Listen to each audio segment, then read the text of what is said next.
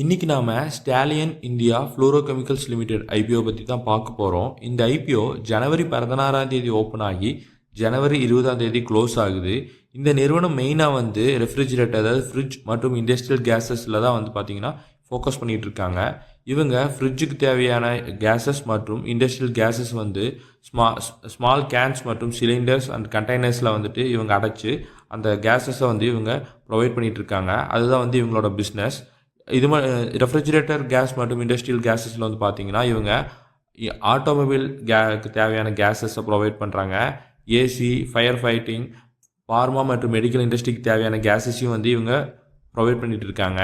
Spray foam, semiconductor இண்டஸ்ட்ரீஸ்க்கு தேவையான கேஸஸையும் வந்து இவங்க ப்ரொவைட் பண்ணிகிட்டு இருக்காங்க. கிளாஸ் பாட்டில், ஏரோசெல்ஸ், டிஃபென்ஸ்னு இந்த செக்டார்களுக்கெல்லாம் தேவையான இண்டஸ்ட்ரியல் கேஸஸை வந்து இவங்க ப்ரொவைட் பண்ணிகிட்டு இருக்காங்க. ஸோ இவங்களோட மெயின் பிஸ்னஸ் வந்து கேஸஸ் தான். இண்டஸ்ட்ரியல் கேஸஸ் மற்றும் ரெஃப்ரிஜிரேட்டருக்கு தேவையான கேஸஸை வந்து இவங்க வந்து ப்ரொவைட் பண்ணிகிட்டு இருக்காங்க. இதுதான் வந்து இவங்களோட பிஸ்னஸ்.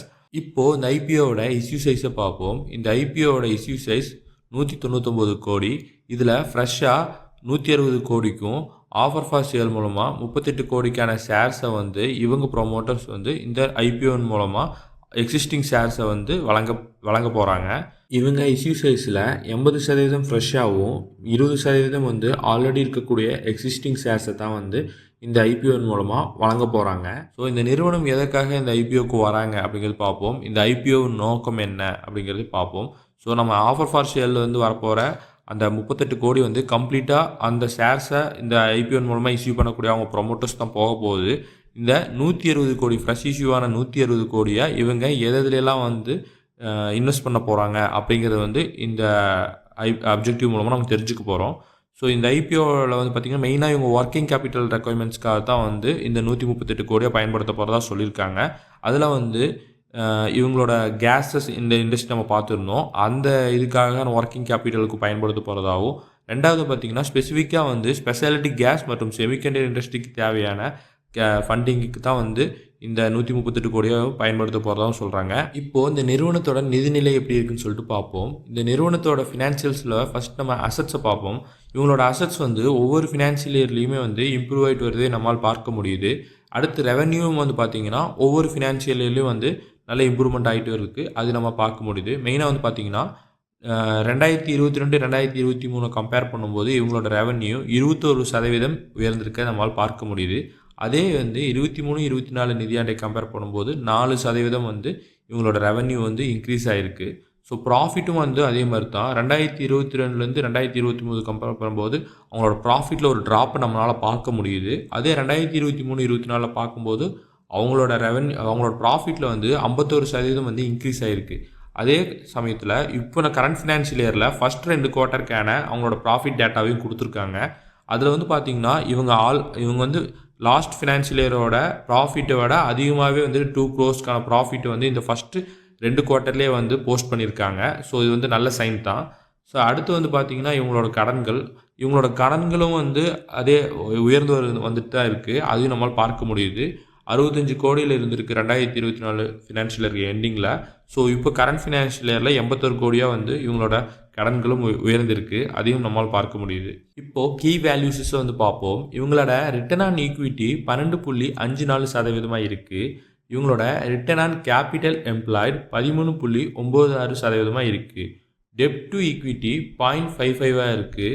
இவங்களோட பேட் மார்ஜின் 6.26 இருக்குது. இப்போது இந்த நிறுவனத்தோட ஸ்ட்ரென்த் என்ன அப்படிங்கிறது பார்ப்போம். இவங்க இந்த இண்டஸ்ட்ரியல் கேஸ் மற்றும் ரெஃப்ரிஜிரேட்டர் கேஸஸில் இந்த மார்க்கெட்டில் வந்து இவங்க ஸ்ட்ராங்காக இருக்காங்க. ஸோ இது வந்து இந்த நிறுவனத்தோட ஒரு ஸ்ட்ரென்த் தான். அது மட்டும் இல்லாமல் பெரிய பெரிய ரிஸ்க் எல்லாத்தையுமே வந்து பார்த்திங்கன்னா இவங்களோட பிஸ்னஸ் மாடல் வந்து ஃபேஸ் பண்ணக்கூடிய சேலஞ்சிங்கான ரிஸ்கையும் வந்து பார்த்திங்கன்னா இவங்களால ஃபேஸ் பண்ணக்கூடிய பிஸ்னஸ் மாடல் தான் இவங்க வச்சுருக்காங்க. இவங்களோட கஸ்டமர் பேஸ் வந்து லாங் ஸ்டாண்டிங் ரிலேஷன்ஷிப் வந்து மெயின்டைன் பண்ணிகிட்டு இருக்காங்க. அது மட்டும் இல்லாமல் இவங்க ப்ரொமோட்டர்ஸ் வந்து இந்த ஃபீல்டில் நல்ல எக்ஸ்பீரியன்ஸ்டாக வந்து இருக்காங்க. அது வந்து இந்த நிறுவனத்துக்கு நல்ல ஸ்ட்ரென்த்து தான். அது மட்டும் இல்லாமல் இவங்களோட ஃபினான்ஷியல் பெர்ஃபார்மன்ஸை பார்க்கும்போது வந்து ஸ்ட்ராங்காக இருக்குது. ட்ராக் ரெக்கார்டு வந்து பார்த்திங்கன்னா இவங்களோட ஃபினான்ஷியல்ஸில் வந்து கன்சிஸ்டாக இருக்குது. அதை நம்ம ஆல்ரெடி இவங்களோட ஃபினான்ஷியல்ஸில் பார்க்க முடிஞ்சுது. ஸோ இதெல்லாம் தான் வந்து இந்த நிறுவனத்தோட ஸ்ட்ரென்த்தாக பார்க்கப்படுது. இதுக்கடுத்து வந்து இந்த நிறுவனத்தோட போட்டியாளர்கள் பியர் கம்பேரிசன் பியர் கம்பெனிஸஸ் யார் யார் அப்படின்னு சொல்லிட்டு பார்ப்போம். இந்த ஃப்ளூரோகெமிக்கல்ஸ் நம்ம ஆல்ரெடி பார்த்துருந்தோம். ஸோ இந்த ஃப்ளூரோகெமிக்கல்ஸில் வந்து பார்த்திங்கன்னா மெயினாக இவங்களுக்கான போட்டி நிறுவனங்கள் யாராருன்னு பார்த்தீங்கன்னா Naveen fluorine international, SRF limited மற்றும் குஜராத் ஃப்ளூரோகெமிக்கல்ஸ் இவங்கெல்லாம் தான் வந்து பார்த்திங்கன்னா இந்த நிறுவனத்துக்கு வந்து பியர் கம்பெனிஸாக இருக்காங்க. ஸோ இந்த பியர் கம்பெனிஸஸ் கூட கம்பேர் பண்ணும்போது இவங்க வந்து பெட்டராக தான் இருக்காங்க. ஸோ வந்து பியர் கம்பெனிஸ் கூட கம்பேர் பண்ணும்போது எந்த ப்ராப்ளமும் இல்லை. இப்போது இந்த ஐபிஓவோட லிஸ்டிங் எப்படி இருக்குன்னு சொல்லிட்டு பார்ப்போம். இது வந்து எக்ஸ்பெக்டட் தான். இந்த ஐபிஓவோட எக்ஸ்பெக்டட் லிஸ்டிங்னு பார்த்தீங்கன்னா 20-30% இருக்கிறதுக்கு வாய்ப்பு இருக்குது.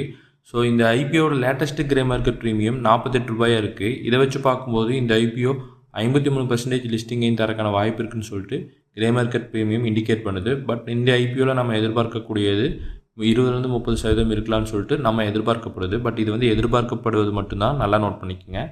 ஸோ இந்த ஐபிஓட அனலைசிஸ் உங்களுக்கு யூஸ்ஃபுல்லாக இருக்குன்னு சொல்லிட்டு நம்புகிறேன். இந்த ஐபிஓ அனலைசிஸ் உங்களுக்கு யூஸ்ஃபுல்லாக இருந்தால் லைக் பண்ணுங்கள். மேலும் இந்த ஐபிஓ நீங்கள் அப்ளை பண்ணுறீங்களா இல்லையான்னு சொல்லிட்டு கமெண்ட் பண்ணுங்கள். இந்த மாதிரி இன்ஃபர்மேஷன்ஸை தெரிஞ்சுக்க நம்ம சேனலை மறக்காமல் சப்ஸ்கிரைப் பண்ணுங்கள். நன்றி.